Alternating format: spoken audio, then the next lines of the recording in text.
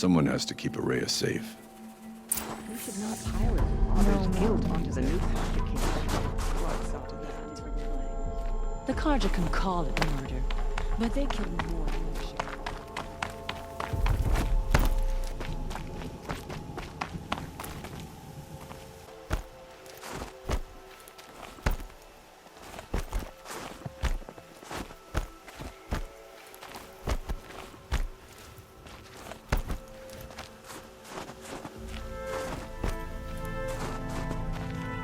Aloy, this is it.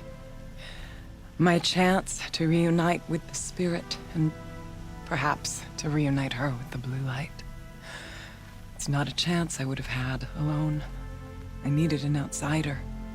Someone ignorant of our ways, but no, not ignorant. Are you trying to thank me, Araya? Yes, of course. That's what you do. Untangle knots. Create possibilities. Thank you for making this pilgrimage possible. I only wish it had not been necessary to humiliate Aratak. You were wise to let him come. He's earned the right, stubborn as stone, but he's had to be. The war demanded it. And so have I. Aratak told me you were a captive of the Karja for a long time. It sounded bad. For Aratak, it all comes back to that. He thinks the Karja changed me. They did not. They merely sharpened my focus. When all else is lost, you think about what's truly important. The Spirit. The blue light. The beyond. And my brother, too. Every time I felt the chill northern wind, I thought of him, worried for him. What did the war do to Aratak? He cut away everything, until only his true self remained. Unyielding ice. No Banuk has more sheer will. He fought the Karja for 1,000 freezing nights, yet always rallied his hunters at sunrise. It is said he endured 23 wounds in those years. His hunters counted them. He never complains of one. Instead, he complains that life with me is harder. He's right. What have I ever given him but struggle? Now that I'm chieftain of the Werak, I don't suppose I can order you to tell me about Silence? Aratak would never have presumed to grasp for a secret of the Conclave, but you are not Aratak, and if you have dealt with Silence, your need is well apparent. Silence came to Ban-Ur from the distant north, a young shaman of the Owl's Watch, a remote Werak that rarely comes south to parley. Silence was a shaman. He was, or at least when we sent runners to ask the Owl's Watch, they said he was. His knowledge of the machines was beyond compare, and he was hungry to trade what he knew to the rest of us. It didn't take him long to gain the trust of the Conclave, and eventually, an invitation to attend. What about you? Did you trust him? No. But he impressed me.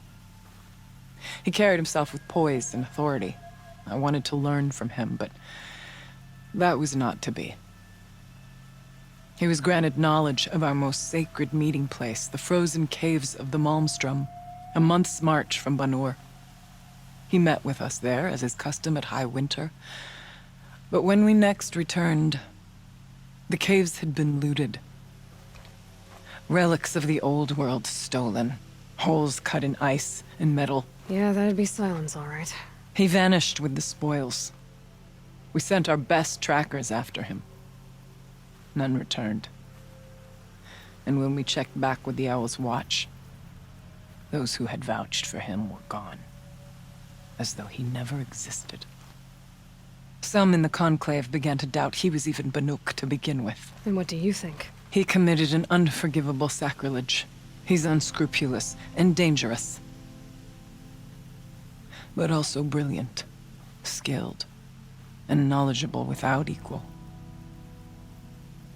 Except, perhaps, for you. Anyone else I would warn off, but you may be able to treat with him safely.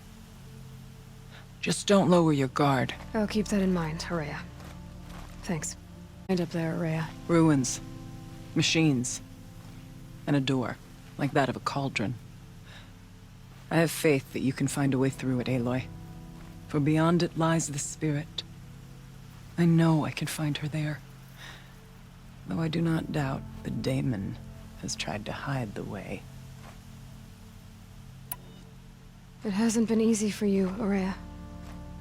Getting back to this point. It was all to hear her voice again. This time, we both will. I'd like that. Are you ready then?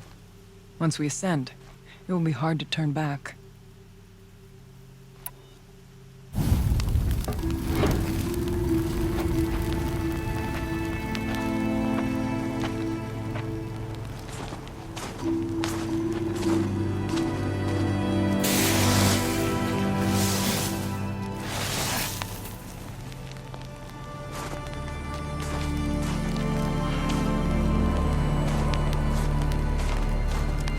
Finally, we ascend. How? I don't see a way up. Not up. Through. No, brother!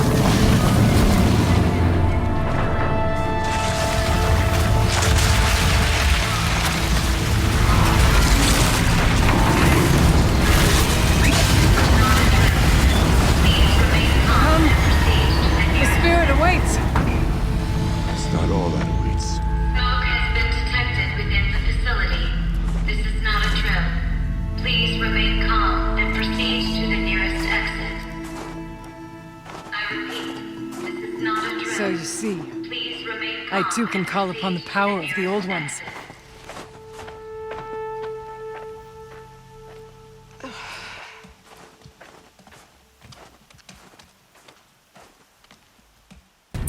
What was this place? The spirit